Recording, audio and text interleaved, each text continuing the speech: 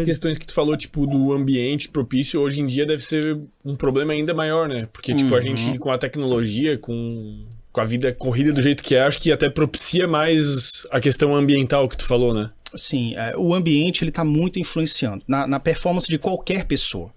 Só que o ambiente ele especialmente é prejudicial se o ambiente não for bom para pessoas que têm o TDAH. Como eu falei, os primeiros sinais ocorrem na infância mesmo do TDAH, né?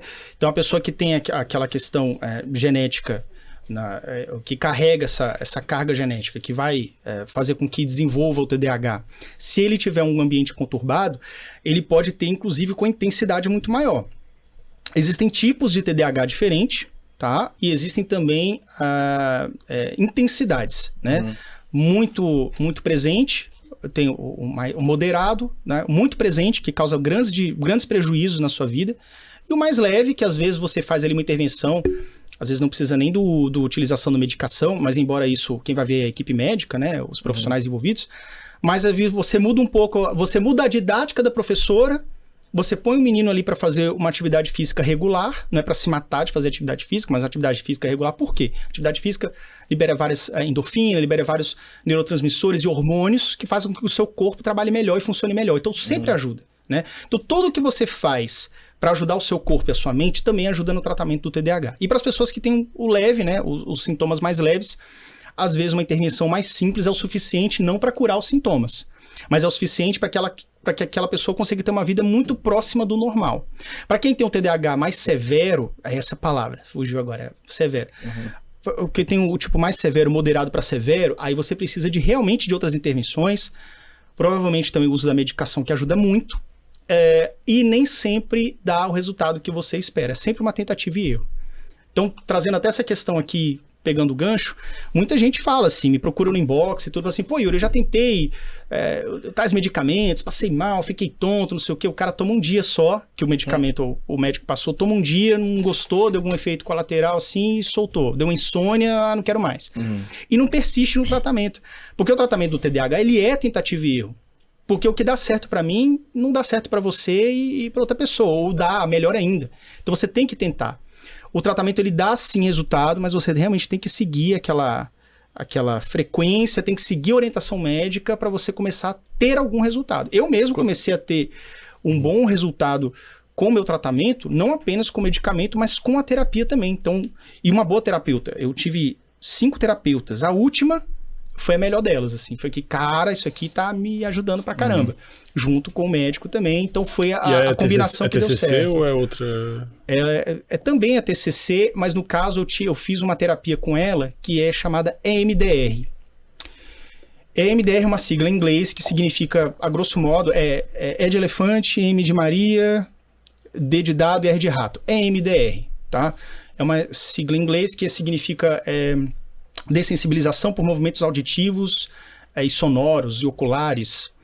Por quê? Durante o tratamento que eu estava fazendo, a gente estava numa sala, no consultório dela, e eu segurava como se fosse dois eletrodos, 2 aparelhos nas mãos, que faziam movimentos alternados, né, de vibração aqui na mão, mandando sinal, e também auditivo, e também ocular. Então eu botava um fone de ouvido. Tinha que prestar atenção nela. Aí bem escurinho, assim, quase no breu, a sala, e tinha uma luz passando, um raio laserzinho, uma luzinha passando assim, eu tinha que seguir só com os olhos.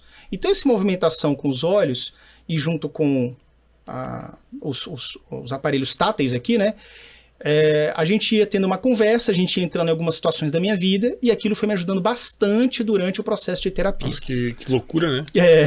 Mas qual é o sentido? Tipo, tu tá sendo estimulado a audição, a visão, tipo um treino. E ao mesmo tempo você tem que tentar se concentrar mesmo com esses outros estímulos? Não, o que acontece? Como a EMDR influenciou a minha vida? A EMDR, ela entrou no seguinte: o TDAH existe desde que eu era pequeno, passei pelas dificuldades e fui arrastando problema na escola, adolescência e tudo, questões sociais, para trabalho. E relacionamento também. Com o tempo da terapia, com essa última terapeuta aí, eu comecei a perceber a íntima ligação entre os problemas que eu tive desde o começo com o que eu estava vivendo hoje.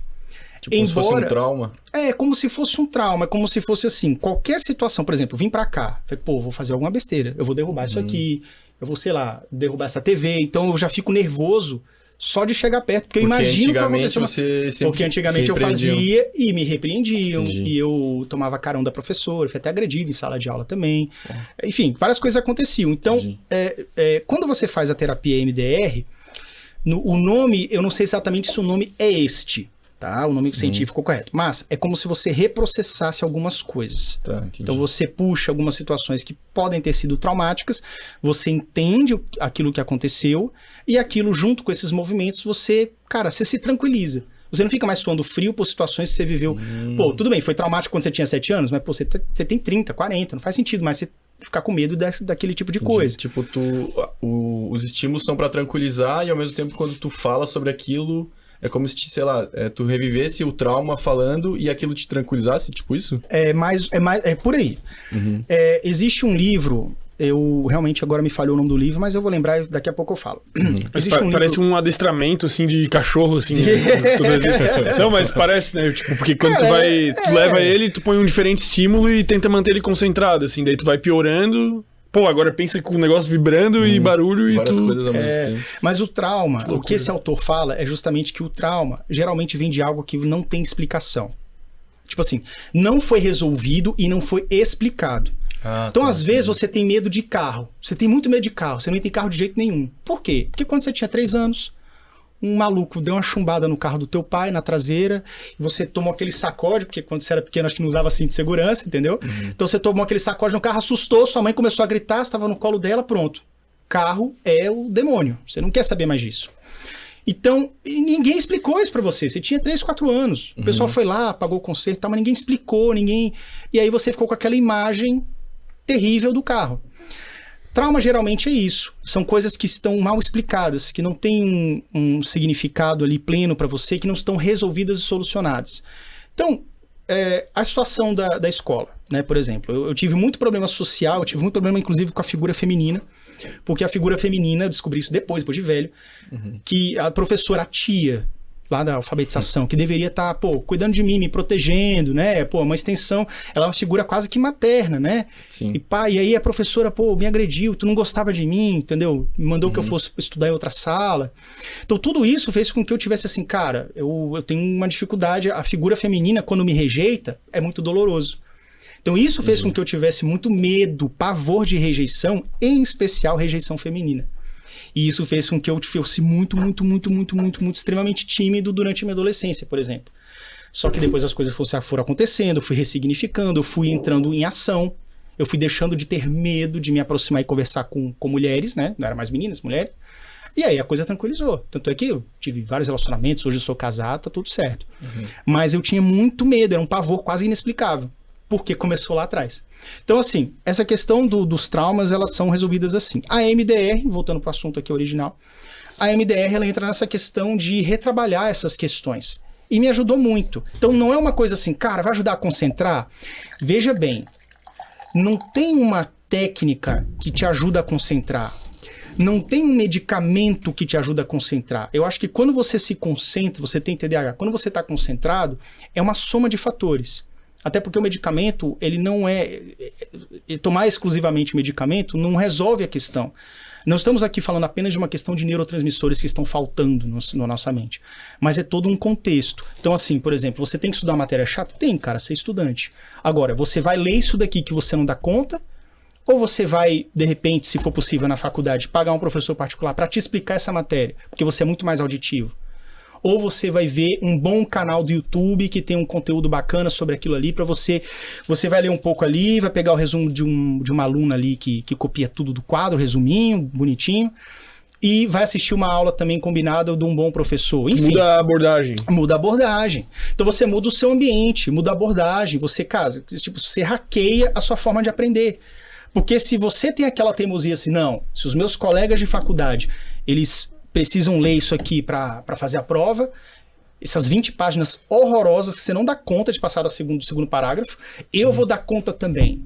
E aí você fica 6 horas, 8 horas, você sai estafado da biblioteca e você lê 2 páginas. Seus colegas, em metade do tempo, leram as 20 páginas e já estão prontos para a prova de amanhã. O gasto energético é muito maior, Exato, é uma questão de gasto energético. Vou falar disso daqui também. Então, com relação à procrastinação, né? Então, assim, cara, o TDAH, ele é um transtorno que as pessoas que não conhecem acham que associa muito com hiperatividade. A criança é hiperativa, embora a gente saiba que a hiperatividade propriamente dita não é o sinônimo de TDAH, né? O traço mais presente do TDAH é a desatenção, é a questão com a dificuldade de atenção, né?